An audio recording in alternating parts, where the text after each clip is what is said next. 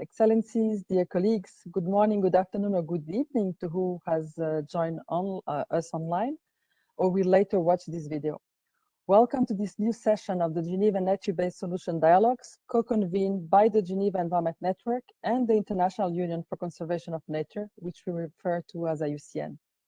As I keep reminding in these dialogues, IUCN, headquartered in our region, is an essential global actor of our network, bringing together the world's most influential organizations and experts to conserve nature and accelerate the transition to a sustainable world. We have again the pleasure to have with us today leading experts from the network. These nature-based solution dialogues aim to facilitate further engagement and discussion among the stakeholders in international Geneva and beyond on the role and opportunities provided by nature-based solutions in the lead up to major environmental negotiations. Today, we are hosting the 7th dialogue of our series, and we will be focusing on building resilience. This week, on 13th of October, we will be celebrating the International Day for Disaster Risk Reduction. We have with us leading experts who will be speaking on the key role that nature-based solutions have in this context. We will also be welcoming a guest champion message that you will discover just before we start the discussion. And before I give the floor to Ali Raza Rizvi, who is the Global Coordinator for Adaptation and Disaster Risk Reduction at IUCN, who will be moderating today's session, let me remind you that the documents presented, the summary, as well as a video of the dialogue will be made available on the webpage of this event. We will share the link in the chat. So throughout the event, you can raise your questions by using the chat box. We will use your questions to feed the discussion after the presentations. With that, Ali, over to you. Thank you, Diana, for the introduction. I am Ali Raza Rizvi. I oversee IUCN's global work on climate adaptation and disaster risk reduction. So I'm pleased to moderate this panel discussion, and we will be discussing current developments, opportunities on integrating nature-based solutions into disaster management.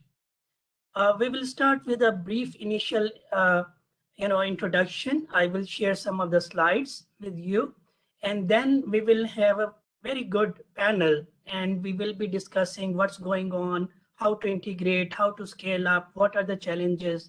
And again, as Diana said, please keep putting your questions in the chat box, and we will come back to those at the end of the initial intervention. So nature-based solutions, next slide, please. As we see, I will first share what IUCN has been doing in this sector so that you can see we've been involved in a number of projects all over the world. And that's critical to understand that, next slide, please, that disaster and climate change impact, they cannot be seen in isolation, because whatever is happening around us, that has an impact, how disasters impact us, how climate change impact us and everything, and how we respond to those. Next click, please. So that's why we cannot address it in a vacuum. Many a time we prepare in a silos, and that's where we go wrong, because it needs to be integrated into overall development and conservation paradigm. Next slide. And that's why IUCN believes that they're all interlinked. And unless and until communities, they have basic access to human rights and the health of the ecosystem, they are all interdependent. And that's where we need to bring in all the elements of human well-being. And that's why climate change and adaptation and then risk reduction can be taken into account properly. And many a time we try to see things in our specialized area. That's where nature-based solutions come into play, because they are trying to address livelihoods, socio-economic and ecological well-being. So all three elements, they need to be addressed concurrently. Next, please. And IUCN have been involved in a number of countries working on these projects where we are trying to reduce risk and enhance resilience. And in the last 10 years, we have experience of working over 100 projects in 94 countries with over 230 million just for project specific activities in these countries. And there almost $500 million is again coming together with partners and others who are working with us. Next, please. And you can see we've been working in all the regions and habitat types and different ecosystems, and that's given us a lot of experience to see what's working, what's not working, and that's what we are trying to integrate through this approach of nature-based solutions. Next, please. And all this experience which is being generated from the ground, evidence from the field, we are trying to inform and influence the policies. And next, and at the same time, next slide, please. While working in the policies, we also try to work at the practice level, because many a time, we all see there's number of good policies are there and their implementation is handicapped when policies are not linked with the practice. So that's what we have been doing these days. And you can see like today, for the last 1.5 years, most of the capacity building and learning from each other is virtual. Next, please. So we all know, I won't go into the details of this, that almost half the world is underwater these days and half the world is burning. Things, many experts are saying we have crossed the tipping point. And so many things are happening, which, many times we question that healthy ecosystems, can they operate on their own? Or we need to integrate technology, we need to bring in mainstream development into this. What happened in, say, British Columbia in Canada, resource-rich country, good ecosystems and all this, and temperature hitting 50 degrees centigrade. In many developed countries, we have seen in Germany, in Belgium, in Houston, other flood is bringing havoc. So many disasters are going on. We need to have an integrated approach. And that's why it's critical that nature and technology and disaster and adaptation, we all bring in. Only addressing socioeconomic or ecological in silos is not working. Next, please. And next click, please. You keep clicking till we have. So that's where, the safeguarding nature and safeguarding society, that's critical. Next click, please. So, it's critical, as I keep repeating myself, and that's what is missing in 90% of the project we've been evaluating in the last 5-6 years, that either we are very good at socioeconomic level or biodiversity and natural resource. But we talk about all these elements, but when it comes into play on implementation on ground, many a time these elements missing or are marginalized. We need to bring in climate science, data, indigenous knowledge, and then local priorities. So that's where nature-based solutions, which are a common foundation. We all know nothing new, but it is a distinct approach in a way where we need to address them concurrently. That's the key message we are trying to build on nature-based solutions. Next slide, please. So that's how, again, you must have heard all this during this series also. Actions to protect and sustainably manage and restore natural and modified ecosystems to address societal challenges. As I said earlier, we cannot address climate change or risk reduction in isolation. We need to look into socioeconomic elements, local livelihoods, societal challenges, your and mine resilience, and all of us resilience is not just healthy ecosystems, it's also livelihood, it's also security, it's also looking into human access and rights, education, health. So all these elements and how we can bring them together if we have nature-based solutions with targeted element of societal challenges. That's how it is distinct, that we do know about all these things, but while we implement, we still are in silos. Next, please. So when we do the preparedness for disaster or climate adaptation, it's critical that all these elements are not only at the emergency response, but preparedness level, prevention level, and then recovery level also.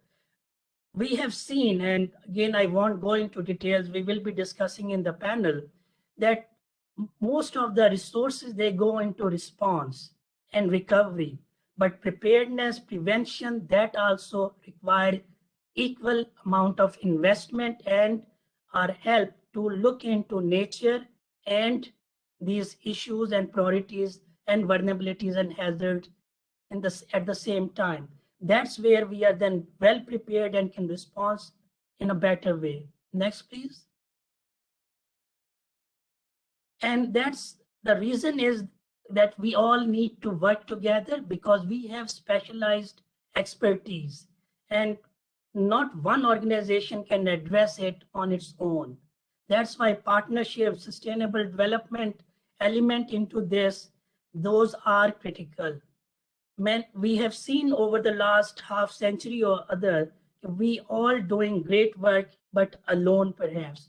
Bringing them all together is the key, the first step to move forward in a realistic and holistic manner. Next, please. So the aim is to bring silos and break those and work together. It's easier to say than done. We have seen now new partnerships are emerging, but they need to be further strengthened.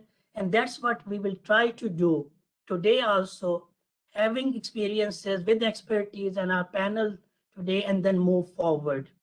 Next, please. So this is where I wanted to set the scene that we, need to work together. We have a lot of experience that is, perhaps if I can use the word, scattered all over the world, but both at policy and practice, we need to learn from each other, knowledge sharing, and then action. Joint actions are critical. We have a wonderful panel today with whom we will be discussing what is going on in all this. But first of all, before introducing all the panelists, I must share that one of our panelists, Zita Sabzwari, who is the Deputy Director at the Institute of Environment and Human Security for UNU, and also the Chair for Partnership for Environment and Disaster Risk Reduction, PADR, had a family emergency and had to decline just today. So we hope everything gets better. So maybe in future she would join us. And we have Kaneke Sena. Has he been able to join us? Diana or Veronica, can you confirm? Okay, let me introduce other panelists then. Everybody's here, only Zita is missing. I see, okay. And then Tiziana Bonson is the Manager of Climate Migration and Resilience, the International Federation of Red Cross and Red Crescent Societies, IFRC. She has over 20 years of experience with the IFRC. Between April 2015 and June 2020, she led the migration and displacement portfolio and played a key role in the development of the IFRC Global Strategy on Migration, adopted by the IFRC General Assembly in November 2017. Then we have Mariko Watanabe, Attaché Permanent Mission of Japan to the United Nations Office, another international organization in Geneva, with a background and thesis on the international responsibilities regarding the protection of human rights in the event of disaster.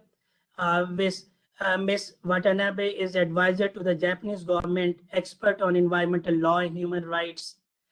Then we have Ruben Holfiger, is the head of the Latin American Public Sector Solution Team in Swiss Re, responsible for supporting governments to build a strong risk management strategy Previously, he was a senior policy advisor for the World Bank on post-disaster budget execution and insurance for country clients. So in this first session, I would like to invite each of our panelists to give a brief initial intervention on the gaps and opportunities of nature-based solutions, what they are going on, and that will be followed by a moderated discussion, including your questions. So we will be hearing first from Kaneke Sana. Kaneke, over to you. Thank you so much for inviting me to be part of this very important panel. And sorry for the trouble that I had joining. I hope you can hear me now. In fact, I'm using my phone. My computer has completely refused to join through WebEx. So Indigenous peoples have been a key part of the discussion on nature-based solutions. And I want to thank you for highlighting the need to include social and economic aspects, including indigenous knowledge and local priorities and actions to protect, sustainably manage and restore natural or modified ecosystems that address societal challenges effectively and adaptively, while also simultaneously providing for human well-being and biodiversity benefits. So at the just concluded World Conservation Congress, a World Summit on Indigenous, and a World Indigenous Peoples Summit offered a 6-point agenda for Indigenous peoples to contribute to nature-based solutions. And number one, obviously, they emphasized on securing, recognizing, and respect for collective Indigenous rights and governance of land, territories, resources, waters, coastal areas, and natural resources. In the CBD post 2020 Global Biodiversity Framework, the UNFCCC Paris Agreement, and IUCN Nature 2030 Agenda to promote the adaptation and implementation of right-based approaches and safeguards that ensure recognition, respect, and enforcement of Indigenous rights.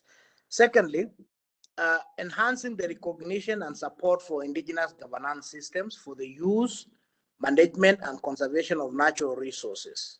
So this includes strengthening equitable and collaborative governance systems that ensure respect for rights, cultures, knowledge, livelihoods, among others, ending criminalization of customary livelihoods, and of course, working to eliminate nature-culture divide, because that is the trend now. We just focus on nature and then we forget the nature-culture divide. And the third thing that Indigenous people observed is the need to strengthen measures to guard against threats to Indigenous environments and environmental defenders in particular. And this includes by ensuring the respect for declarations by Indigenous peoples of their territories as no-go zones for activities of extractive industries, and develop and implement systems of human protection and support for Indigenous environmental human rights defenders.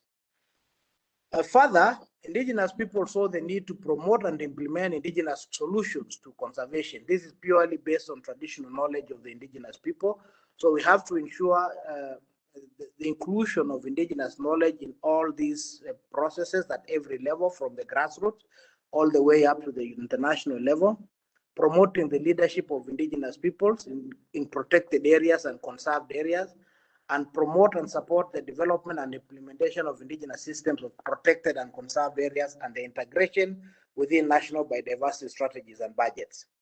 So, and fifthly, increase and strengthen Indigenous leadership in decision-making processes and access to resources, because this is a very big challenge, resources related to climate change and nature conservation. So this includes advancing and the design and implementation of community-led nature-based solutions and secure direct access to financing, to climate finance for Indigenous climate initiatives. And finally, influence post-COVID-19 recovery and food security agendas to improve the Indigenous livelihoods of to improve the livelihoods of Indigenous peoples. Of course, in all these that Indigenous people came up with that global agenda, partnership plays a very strong key, because we know we cannot be able to do it alone. We have to work together. So we have a call for states, a call for conservation NGOs, a call for the private sector, and a call for Indigenous people themselves. And that will be our contribution to nature-based solutions. Thank you so much. Thank you, Kanake. It's so critical that you spoke about indigenous knowledge and local human priorities, because that's the key.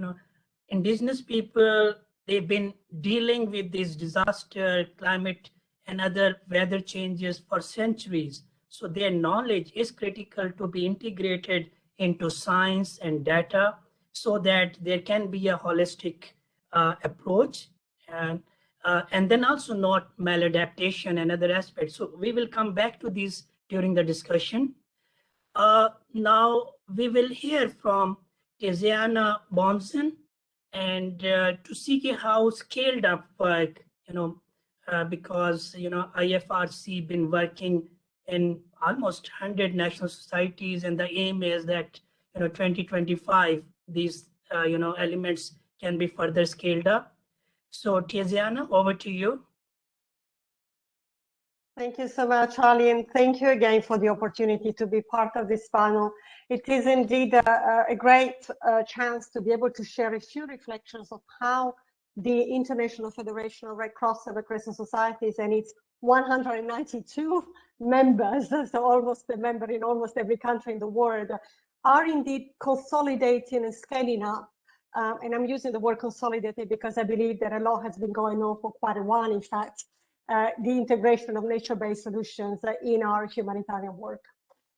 Indeed, as an organization, but I would say the humanitarian sector at large has been increasingly moving from approaches that are only focused on responding to disasters and crises towards, the integration and addressing disaster risk reduction, looking more at anticipation, and including resilience building as an integral part of our humanitarian work.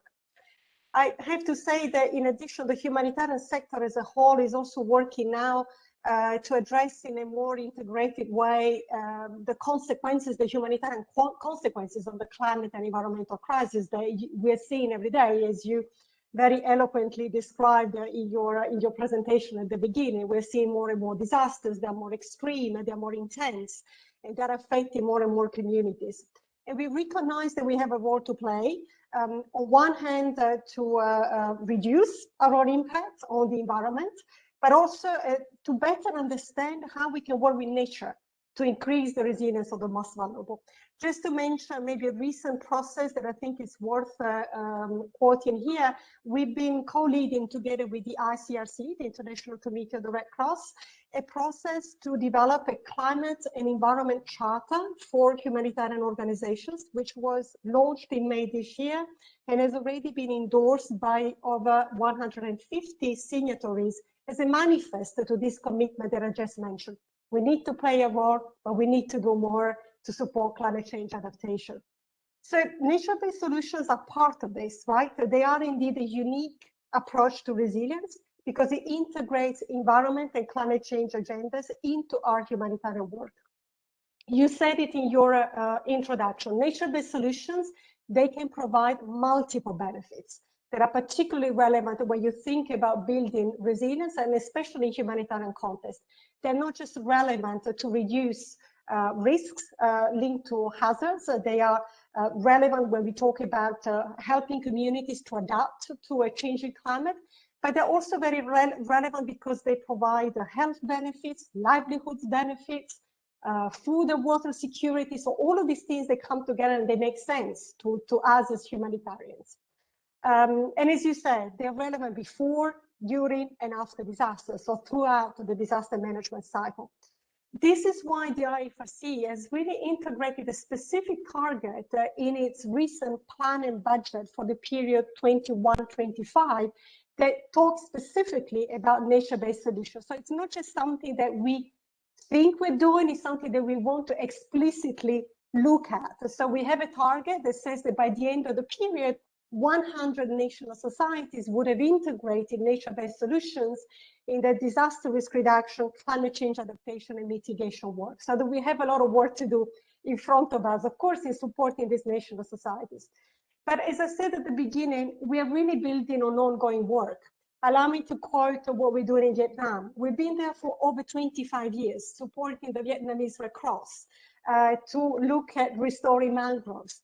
We're still doing it now. We're specifically focusing on the northeastern part of Vietnam, supporting coastal communities to provide the protection they need against typhoons and storm surges. But it's important to note here that, you know, this is a typical example of something that takes time, right? 25 years, it's a long time. What is good for us to see is that the government has been taking up these approaches, is increasingly working with local actors and the communities themselves to build on those successes. We are now working in Jamaica, for instance, assessing, planning, and hopefully implementing reach-to-reef approaches and what we call living breakwaters, so that we can support communities to increase their livelihoods resilience, but also protecting them from storm surges and floods. Or we're using bioengineering solutions like vegetation terraces in Honduras to protect communities from landslides. So these are just some of the few examples that I wanted to share to show what it means in the communities integrating nature-based solutions. But let's acknowledge one thing. While on one hand, we all recognize the benefits, there are also a number of challenges and potentially barriers that we need to take into account, especially as humanitarian actors. And this means that we also need to look at ways of changing the way we work, not only looking at things in a more integrated fashion, but think about, for instance, the issue of time. Humanitarians, they usually have interventions that are relatively short time because we focus on a disaster and responding to that particular disaster and helping communities to come back to their feet. NBS solutions, as I mentioned with the Vietnam case, they require longer term approaches with the necessary resources and funding that are not necessarily coming through the humanitarian envelopes channels, as you of course would agree. Scale is another element. Humanitarian work is usually focused on the sites of the disasters, specific target communities impacted by given disaster, while nature-based solutions, they need to have these more sort of a landscape approaches, system-wide, as you also refer to. This is why it's so important for humanitarians to bring their knowledge of the communities, their practices to the table and look at partnering with others, bringing in the expertise that comes from specific actors that are working in the environmental and climate sector, and really join efforts. You mentioned we need to break those silos and bring all of these targets and goals together by identifying indeed how we can do this. I would say, maybe just to conclude, together we need to work to build the case for nature-based solutions. Because indeed they do require, as I said, a change in mindset. Nature-based solutions, not only they need to be integrated into resilience building work, but we need to advocate for the fact that they are effective and cost efficient to reduce the likelihood of climate and environment hazards that can become humanitarian disasters. So I'd like to end here. This is really to give you an overview of how we are approaching it from a humanitarian perspective. Thank you. Thank you, Tiziana. It's wonderful to know that IFRC has been working in almost all countries, because that infrastructure is critical even to bring people and knowledge together and have integrated approach. So and I see many of us have been involved conservation sector, and that started working in disaster management. And see, when Asian tsunami happened and people saw that in coastal zone, mangroves, sand dunes played such a critical role. But humanitarian whole sector has been involved for almost 100 years, if we can say.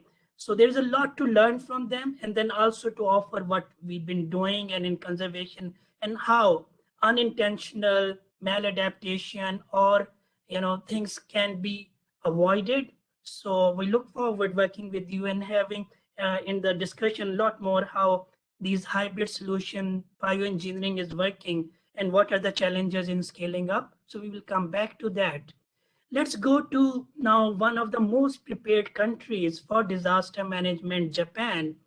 And for eco DRR, Japan is a champion who realized, and also the response to Japan tsunami was really wonderful, well integrated. So now over to you, Mariko Vatabana, for your initial intervention. Thank you, Ari. I hope you can hear me well right now. Okay, good. So, I have joined the Permanent Mission of Japan to International Organization Geneva in July only, and I am currently in charge of environmental affairs and as well as a part of human rights affairs here. And also, personally, I'm still doing my PhD in international disaster law in Strasbourg. So it is my honor to speak today about Japan's perspectives of nature-based solutions in the context of disaster. Next slide, please. Okay, so as you may already know, Japan is situated in one of the most disaster-prone areas, and we have always experienced several categories of the disasters, such as earthquakes, sometimes accompanied by tsunami, and volcanic eruptions, typhoons, heavy rain, etc., etc. So we have always had to live with disasters caused by natural hazards. At the same time, Japanese people have believed more or less that nature has a force that is beyond our control. So living in harmony with nature and making the most of it is actually a part of our traditional culture. So that being said, NBS or eco-DRR is not a new concept for Japanese people. Well, but that is about people's awareness. As to national policies, there is an event that made us feel the importance to include more comprehensively nature-based approach in the DRR policies. So this is the famous event of 2011, March 2011, the Great East Japan earthquake, well known for Fukushima, maybe, unfortunately. And it has completely changed our way of living and approach to disasters. And we have started to think of more sustainable ways instead of simply developing artificial infrastructure. So it has become more important to reflect such perspectives in the policies, national policies, local policies, and as we face and do fear the intensification of disasters, including disasters triggered by climate change. Next slide, please. Okay, so among our ecological and sustainable solutions in disaster management, I would like to point out two pillars. The first one is to protect explicitly some natural sites that may protect the population from future disaster risks, such as landslides and tidal waves, and sometimes violent sea winds. And you see also some wetlands that may protect us, actually protected us, Tokyo metropolitan area, from water-related disasters such as floods. Next slide, please. Okay. So the second pillar is to share and diffuse information and knowledge about the ecosystem functions as DRR measures and there is importance to the population.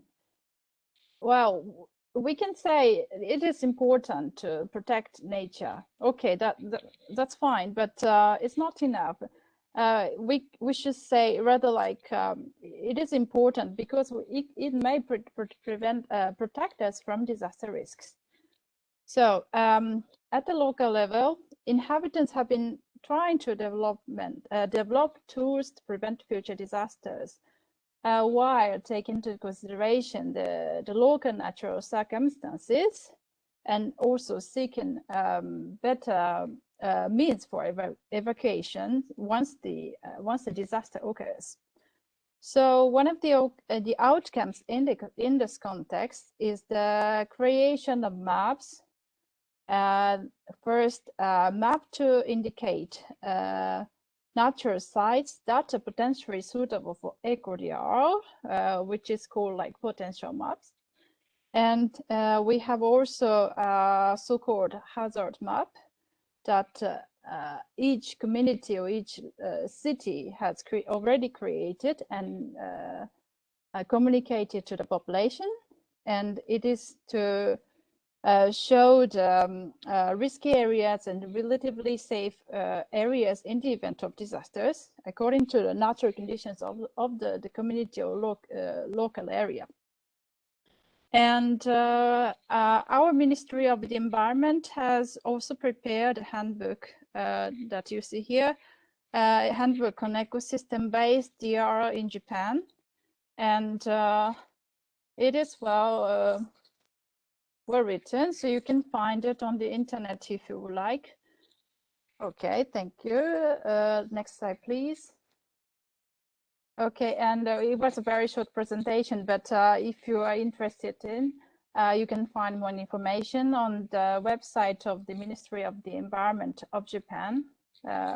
So thank you very much indeed. Thank you, Marika.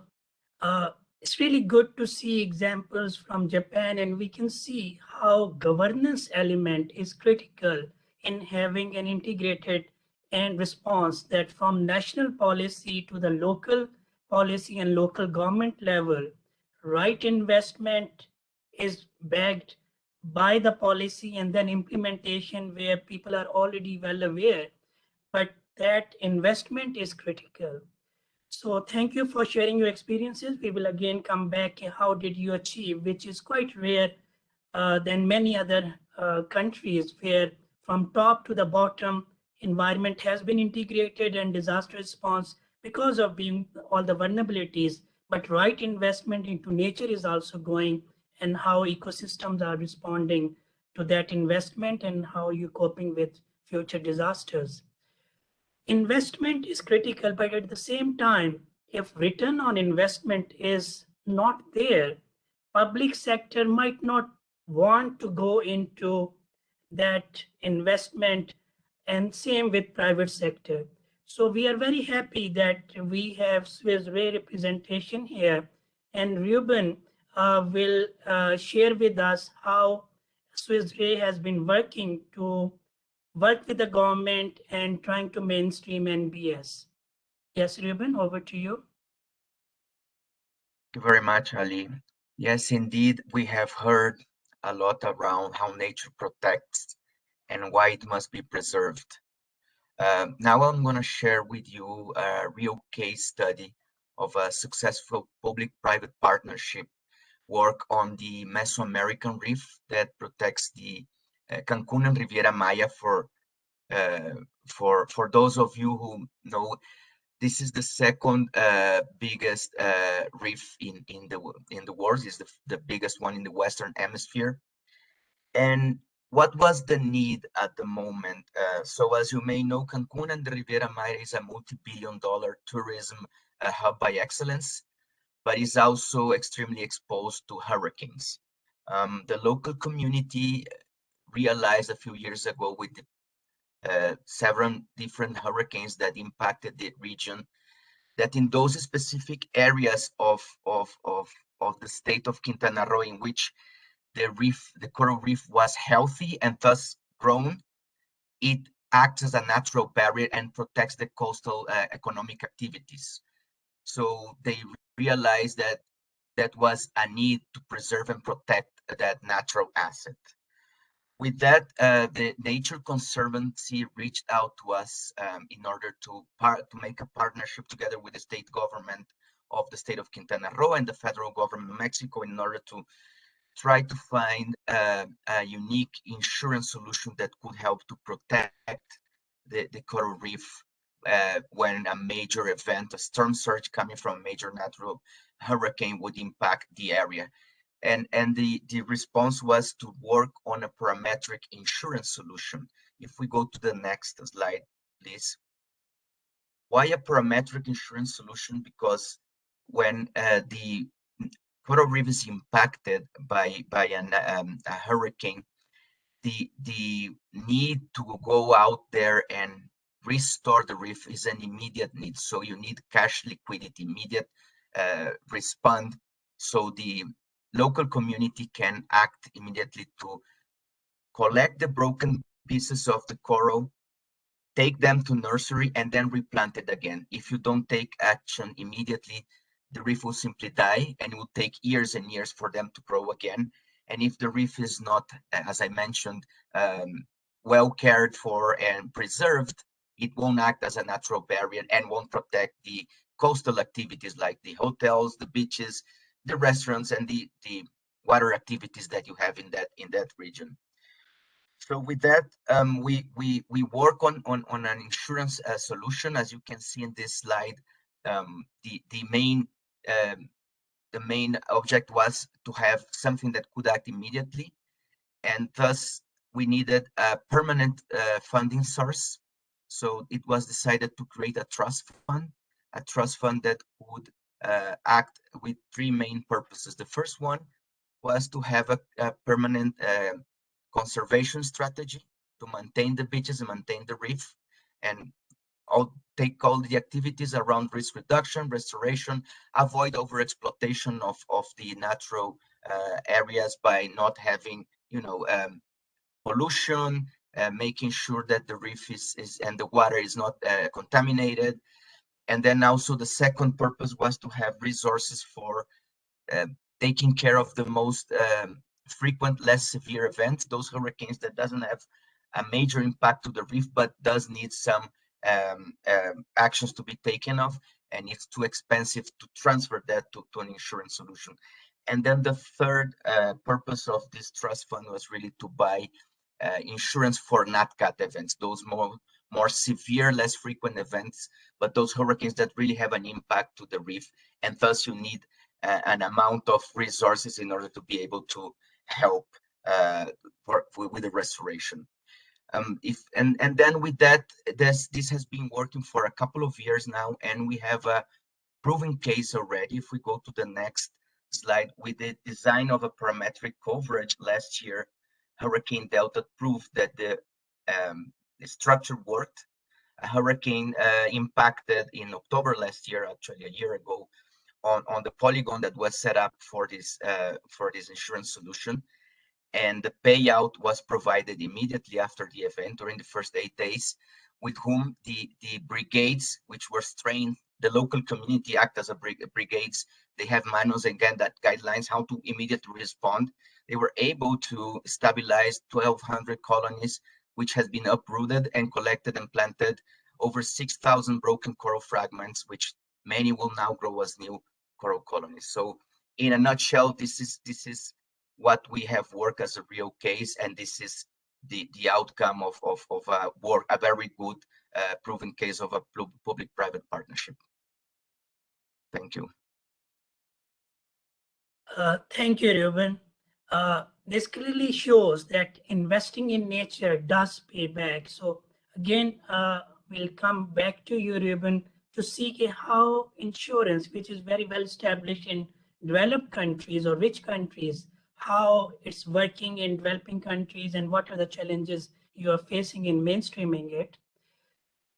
So thank you, all of you, our panelists, for that brief introduction to your vast experience and perspectives on the opportunities and gaps of nature-based solutions for resilience building and enhancement. Before we shift to a brief video message and then to a moderated discussion, I would like to remind our audience and members to, put question in the chat. We will be asking our panelists a few questions and after this video. So back to you, Diana and others, for a video message.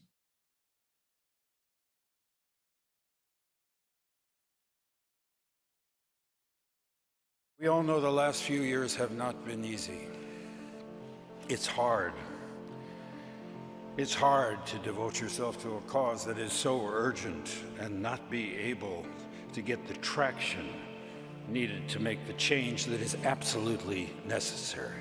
It's hard to read the headlines, floods, fires, famines, plagues, and tell your children that everything is all right. It's not all right. Damn it, it's not all right. We've got to make things happen. We've got to make it happen now. Come on, everybody. Let's get to work.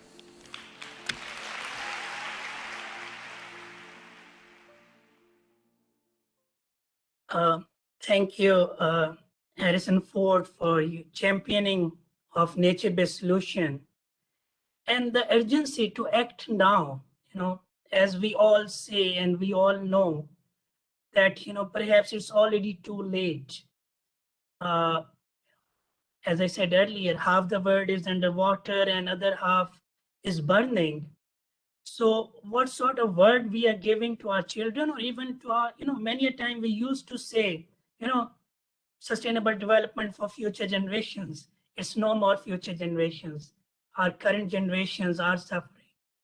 We are suffering, and especially the poor who don't have those coping mechanisms like people, in developed countries have. But still, now we have seen with the recent events that even in developed countries, people, governments, everyone finding themselves helpless against nature. So we need to work with nature and through nature to move forward. So I'll again come back to our panelists now, and let's start with Ruben. You, as I said, insurance is one way to safeguard on investment, and again we have seen very good examples are coming, and I trust some studies also where investing $1 saves $20, or its return on investment is 20 times more. But what are the challenges, especially where your work, the example for Mexico, how in a developing countries you are trying to mainstream insurance aspect, what challenges you are facing, and maybe some of the lessons where our audience and other organizations can take it forward. So Ruben, your intervention? Sure, thank you. Yeah, I guess it's the challenge to have all stakeholders aligned and all stakeholders in the same path together in order to achieve goals. And I want to flag that standalone insurance is not the solution. You need a comprehensive disaster risk management strategy. And that was, I guess, the successful story in the case of Mexico, because it's not only about having insurance when a major event happens, but also having a permanent source of funding to maintain and conserve the coral reef, the natural-based solution. And the creation of this trust fund, which has a permanent source of income coming from a portion of a federal tourism tax that is collected by municipalities. They agree to transfer a portion to this trust fund. So the trust fund has these capabilities of working on a permanent conservation, buying insurance coverage for more severe events, but also training the local community, which is extremely important. The community is aware of the need to have a safe and healthy natural asset, and then they are capable of going immediately out there to restore and collect the broken pieces and take them to nurse it and replant it again.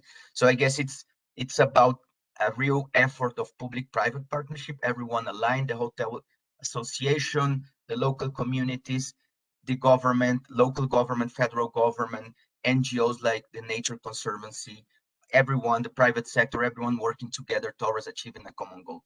We have some other efforts across the globe in order to be able to do similar approaches, but it's unfortunately it's taking longer than expected, to take the next step and really put it into motion. Okay, thank you, Ruben. As you are here, just one more question, and then we are getting a lot of questions now. There's a question that for the private sector, which element in a broad project, NBS project design, implementation, or monitoring, you think private sector is more suited to? Okay, when NBS project is going on, at what level private sector is more suited to fill the gaps or come together and provide a solution? So this is a very important question because I've worked in the public sector and now I'm working in the private sector. I've seen from both sides on all aspects, and the reality is that the public sector cannot work alone, and neither the private sector can work and structure something alone. We need to work together to make things happen.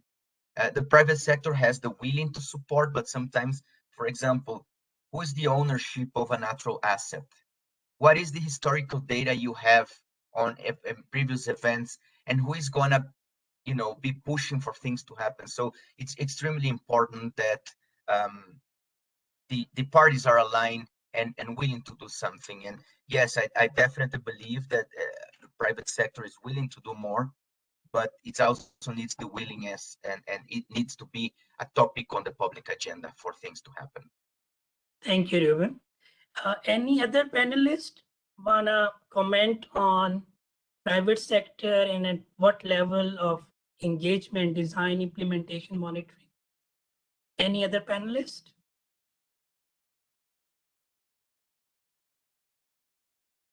Okay, in this case, we have another question, and can I come to you? There is a question about engagement with youth and role of youth.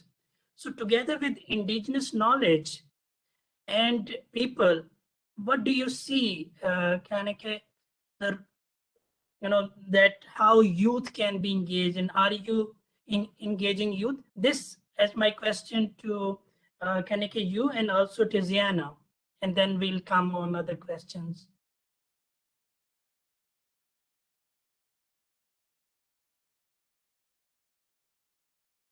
Kanike, if you are speaking, you are mute.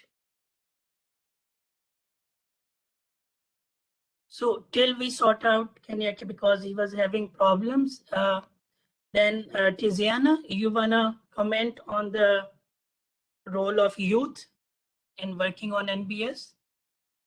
Thank you, Ali. Yes, indeed. I mean, if I think of the amazing network of volunteers that we have around the world, with I think we have like 15 million volunteers working in almost in every community, and a lot of them be rather young, I would say, because it is part also of it's not just the passion and motivation, but also part of the experience that a lot of young people, there's a lot of motivation behind that.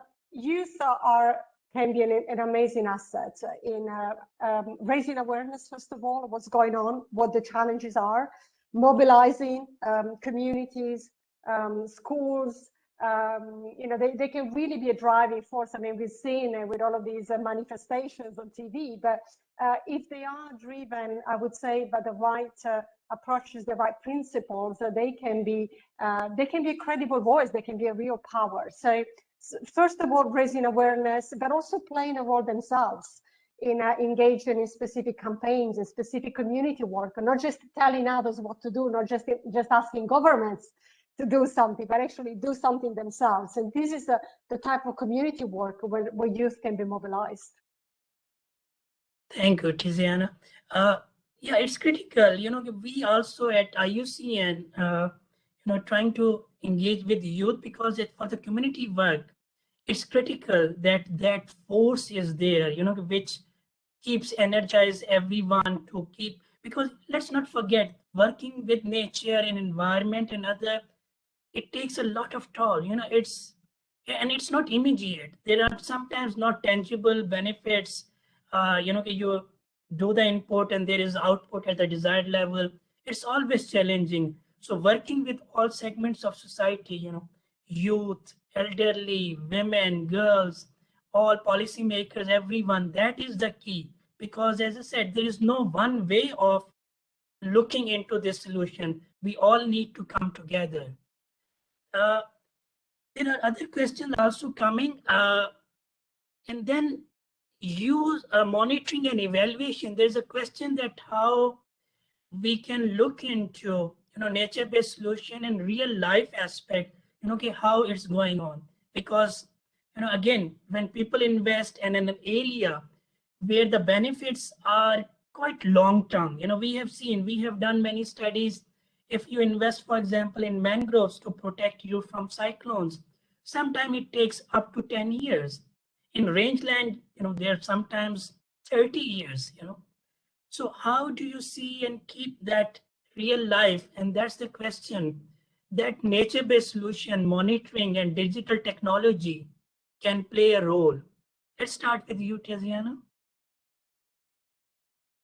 It's an excellent question. I'm not sure I have the answer, but certainly it prompts further reflections, because we need to show what success looks like, right? We have to find a way to demonstrate that it's worthwhile.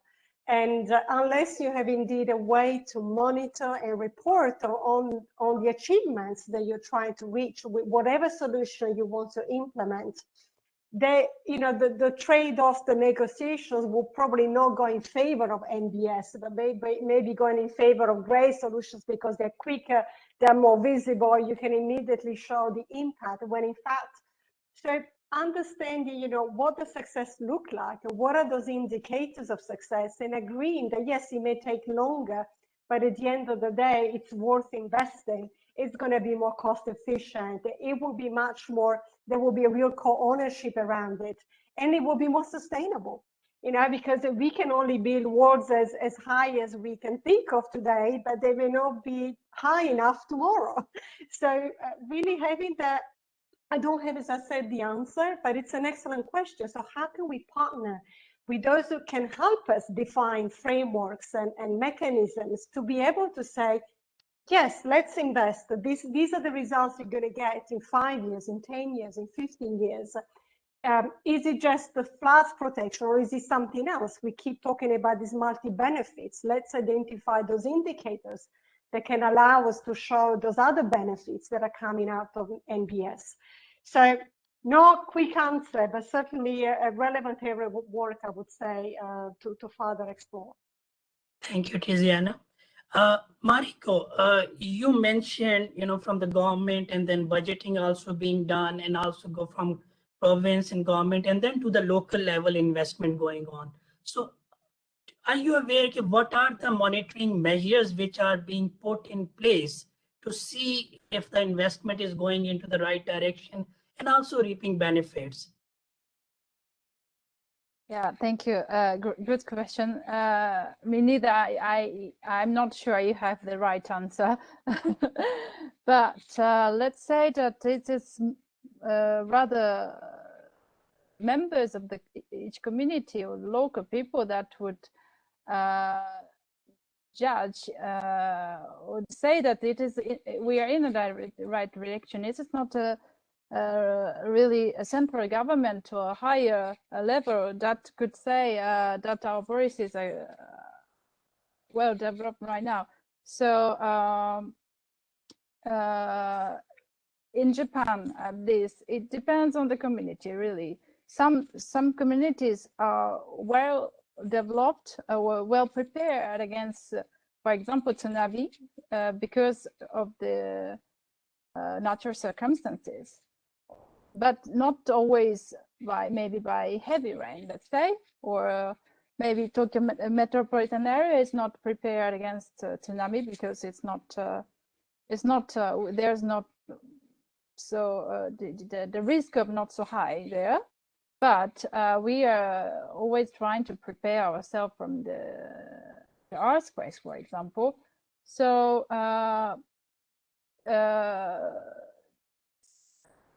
when we think of the right direction, the right thing to do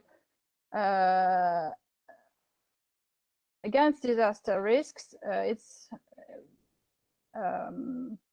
well, it depends on the natural circumstances, and it's very important to know in what kind of environment we are living in, and and trying to develop investigations from that perspective. Right. So proper investment, and then putting in right indicators to keep assessing, monitoring. Ruben, in insurance sector and the private sector, it's so critical. So Ruben, if you can share also what measures Swiss Re has put, in monitoring and other. No, sure, and I want to go back to the technology because I think it's extremely important. So for insurance, we rely heavily on technology. Just to give you an example, this parametric coral reef insurance is based on wind speed. The wind speed of a hurricane is what can trigger a payout, and there is no need for a loss adjustment on site. There is no need to define what is the total economic loss. You have it defined with pre-patterns in a contract, and the wind speed is measured by the National Hurricane Center. For example, in excess of rain or rainfall, excess of rainfall, we use satellite data most of the cases. With different satellites from NASA and others, we are able to define what is the amount of rain that can really make damages, and that's, you define the different levels of triggers, so you can define the amount of money that will be paid according, also with analysis that you do with historical losses. So we also have some automated tools in which you can, as a client of an insurance, for example, if you have an insurance portfolio, you can take a look at what assets are more exposed to flood, to hurricanes, to earthquakes. Even we have a layer of nature-based solutions in which you can see the overall globe where you have a more degraded situation within nature-based solution where you need to act now immediately. So technology plays an extremely important role. Thank you, Ruben. And I could also share one example where Global Mangrove Alliance and partners, they are working. And you might have seen there is online Global Watch. So that also using real life data for all the work which is going on with the satellites and all this imagery and all those. So that's real life look into the restoration of mangroves, and that's online with the Global Watch. And you can see on Mangrove Watch, what is going on, and then the investment is resulting in positive output. Okay, we have a couple of other questions, and then I will come back to all of you with the key home message. National level policies. Maybe Mariko and Tiziana, coming to you, how to integrate NBS into overall national policy when priorities of the governments are more into infrastructure. And also how in Japan you were able, you mentioned that nature and working with environment has all been a priority of local people. But many a time we have seen in many other countries, and it's a generic one, that priorities are always into infrastructure where you can see tangible results, and sometimes very rightly so. Developing countries, poor countries, they invest with hospitals, with roads, with bridges. And why to invest in environment and nature? And how did you do in Japan? And then Tiziana, with you also same question, how to promote it? Yes, Mariko? Oh, yep. Okay. Yeah, good question. But yeah, I'm wondering how Japanese people have developed this tradition. I mean, it's about long history since yeah, centuries ago maybe. But maybe what we could to do in maybe other countries for the people who are not really aware of the risk of natural hazards is well, maybe if I could understand if I feel personally the importance to do something against disaster risks is, I think it's because of the education actually that I have got in my childhood. So maybe it will be too late for all the people, but the risk of natural hazard will be higher, higher and higher, especially with the ongoing climate change.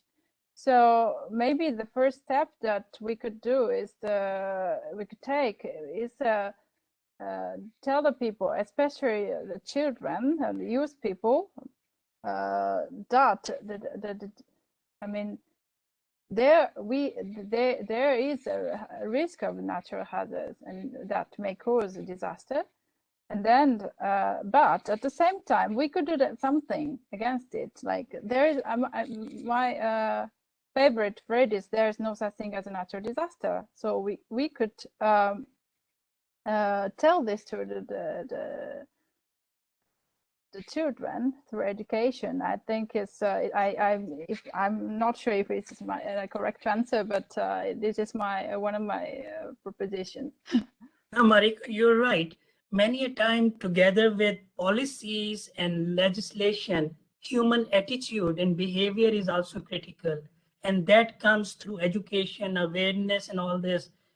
It is because that's where many countries we see facing challenges, that there are policies, there is other, but enforcement, it is many a time is the individual political will that's missing, and that comes maybe through pressure of the voters, maybe because policymakers, as we all say, have a attention span of 4 or 5 years till next election, and that's why they invest in tangible thing, in jobs, in infrastructure.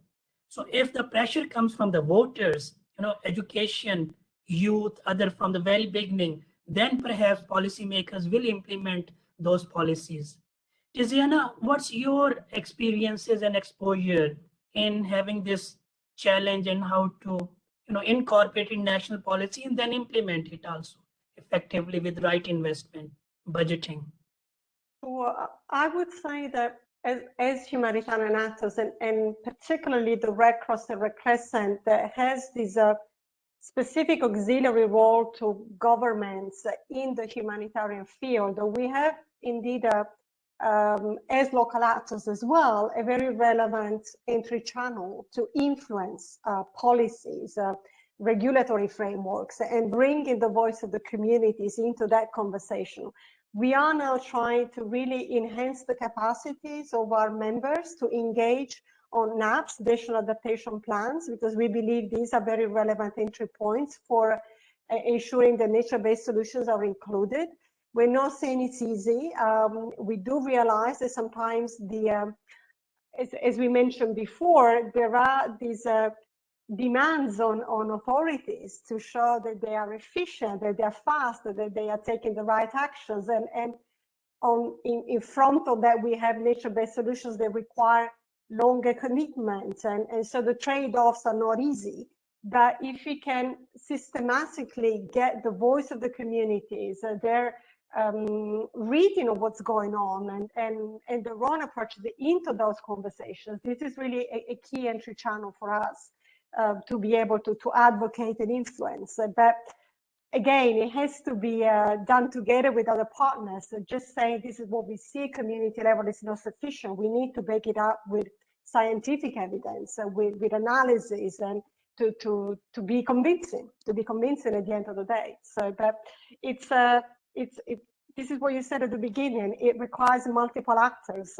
We're working at multiple scales, in fact, and it's not just a small project in a very, very limited area, right? It has implications at different levels.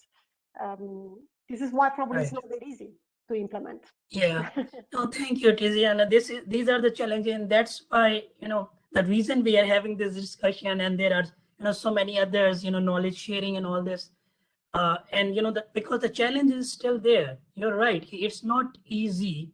Had it been easy, we wouldn't have been in this business, because there are issues, there are things, and long term and broad areas.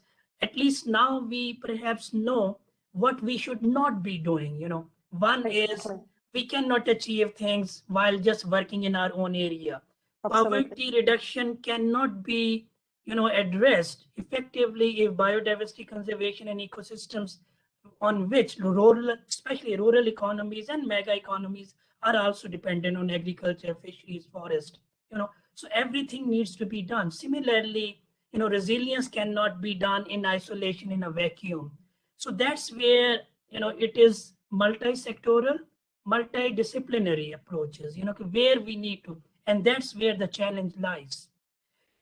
As you are here, another question is about cost effectiveness. And Ruben, I will also come to you because that's also very critical for insurance and private sector. Cost effectiveness, that's also a very important question. How we can look into that when you investing on nature. We discussed it during some of the discussion and some alluded to was this issue. It takes time, it's not immediate that you invest into, nature, you will have immediate benefits. And the policymakers, in developing countries, why to invest into mangroves, for example, and not in a seawall, because seawall will just be there and will protect the, communities against surges of cyclone and storm and other thing. So not easy answer, I understand. And many a time we have done studies, it takes, years, to get the benefits and tangible benefits.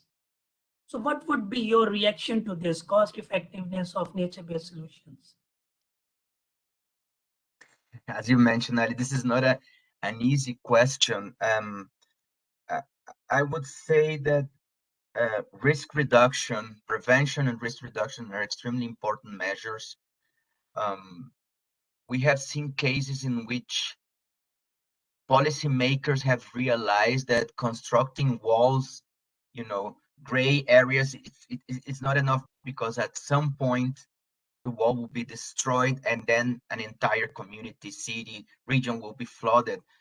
And we've seen after major significant floods, how they are shifting the efforts of building these levees and high walls and focusing more on mangroves, the forest, reforestation, how the water can be captured by the soil, how can they, have better drainage of the rivers, the canals, and making much more natural things around that, instead of just putting more gray areas around the water. And why is risk reduction important? Because at the end, there's a point in which investing in prevention and reduction, one more dollar will be more costly than transferring the risk. There's a point in which you get to a certain point in which you have invested enough, and it's moment that you use risk transfer solutions for the residual risk. Remember, it's you will never get rid of risk. There's always going to be a residual risk, in which when you get to the point of the residual risk, it's better to go and get a risk transfer solution instead of investing more money on something. But I guess the important thing is finding the right approach, in which how much should I invest on risk reduction and preventive measures, and then at the point in which I feel already comfortable and knowing that there is always going to be a residual risk, I transfer that to the international markets for them to take care of those, let's say, once again, those very severe events, but much less frequent. Okay. Ruben, there is another question just directed towards you, that, coral reefs are productive, so there is, investment to safeguard that productivity. What about the livelihoods of vulnerable population and supporting their income and livelihoods? Would the insurance could also be available to poor, and how need assessment and valuation to exposure can be done? Yeah, so it's very important to remember the objective and the purpose of insurance. Insurance purpose is to provide protection against sudden, unforeseen, and unexpected events. So we always have this colloquial phrase in insurance that you won't insure, it won't cover a burning house because it's already, the event has already happened. There's no one can cover something that is already happened, because you're really taking a risk analysis and putting a price tag to it. And if that already happened, it's the price will be above the value of the asset. So that's the first thing that is very important to understand. The second one is, yes, there is other types of insurance that can provide protection to the livelihood. And for example, if there's another type of climate risk related to the support and of the income and livelihood of vulnerable population, we can try to assess and try to make some sort of an innovative risk transfer solution. To give you an example, we are working in Peru with the fisheries sector in Peru. So climate change is making the oceans to get warmer. So when there's a El Niño, La Niña event that comes, you know that when that happens, the ocean will be warmer, and that the anchovies will not be, they will go far deep into the ocean. So Peru is one of the biggest exports of anchovy to the world. And when the ocean is warmer due to climate change, the local fishermen are not able to go all the way out to the sea where they will find the anchovy, because simply those boats are not prepared to go that out into the ocean. So what we have put together is an insurance coverage in which, when the ocean, so one of the index parametric sets or triggers are, if the ocean levels are warmer than X degree, you know in advance that the anchovies will be well far away, and the local fishermen won't be able to capture and bring back for exports. And then you get a payout, an indemnity payout due to that fact. So this is something that we're putting together. But once again, it's because you know that this not happens every year. If the temperature of the ocean is getting higher every year, then you can simply have a risk transfer solution, because you know it's going to pay it year after year. You have to have a risk component into that there is an unforeseen, unexpected event that will happen in the future. Thank you, Ruben. Tiziana, any comment or reaction to cost benefit and on investing on nature-based solutions? I was just listening to Ruben's example in Peru. It's quite fascinating to see how you can really leverage insurance. And I think where we try to intervene here often is making sure that we don't just understand the risk, but that we understand the impact. and I think it's very important to understand what level of impact a given risk may have on communities, and what can be done to maybe build their own ability to withstand the event or overcome the risk, of what level of capacity is required and where the investment should go. So it needs, I see them very much connected, but it's a fascinating example, the one from Peru. I would say maybe on the cost effectiveness, it's, to me, maybe in a very simple way, is to be able to tick many boxes. It's a little, what we were saying before, it's the multiple benefits of NBS. And so this is where you can say, well, there you go, livelihoods, water protection, protecting an environment where you have indigenous people living, so social issues that are being addressed by this. So by ticking multiple boxes, you have the effectiveness. Right. It's not just about money, right? All right, thank you. Now let's, I'll invite you all to have a 1 minute take home message. What's the key thing, if you can, share with our audience, that how to move forward with take home message. Tiziana, let's start with you. Sorry, I didn't hear your final point, sorry. Sorry, the take home message, any last point you wanna add? I have to say there's definitely a need to continue to learn more about nature-based solutions, and I can certainly say this for the humanitarian organization I'm part of. What we've been doing always, that nothing new under the sun, and what is actually new, what is different, so that we can certainly embrace what comes also from science, from technology, and improve the approaches that our communities are implementing. At the end of the day, this is what it needs to make sense. So I would say, you know, let's continue to learn together, to cross-share, and this event is part of this process. So thank you again. Thank you, Tiziana. Wonderful. Mariko, any last point you want to add? Yeah, thank you. I completely agree that we have to continue learning and collecting information but sometimes it comes from the technology-based knowledge or information. But I could say that personally, I see also the importance of listening to something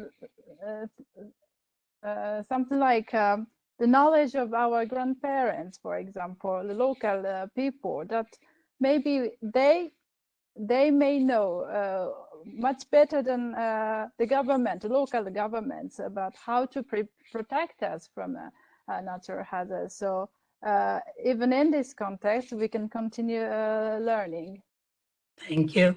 Thank you. In a way, you also covered Kaneka, perhaps last message that indigenous knowledge, traditional knowledge need to be integrated with climate and science.